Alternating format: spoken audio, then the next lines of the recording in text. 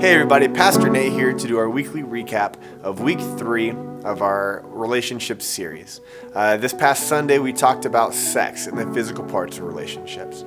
And to do so we had 3 simple points to share God's design for sex with students while they are getting all sorts of other messages from school and media.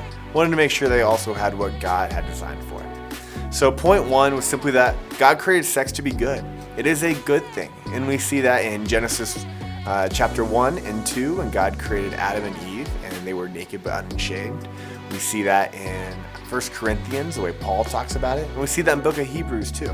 But point 2 was about how God created sex to be good within marriage. And for that, we took a look at 1 Corinthians chapter 7 and how Paul says if that's something that you want in your life, it's not something that we need, it's not something that people need in order to be fulfilled, but if that's something you want, then you need to pursue the commitment of marriage and do it within that commitment.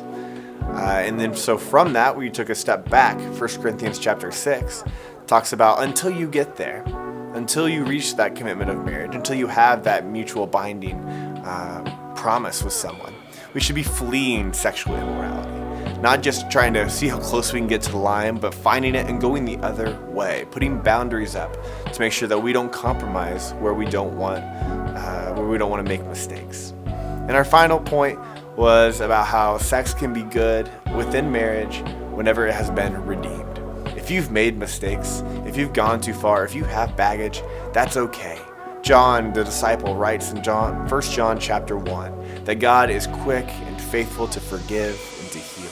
And so if you do have baggage, if you have made mistakes, bring them to Jesus and he can wipe the slate clean for you and it can be good for you again. And my final note to students last night and to anyone listening here is that if you've been taken advantage of in any way in this field, in this area, it is not your fault. That is not something you need to seek forgiveness from, but rather something that you might need healing from and healing for.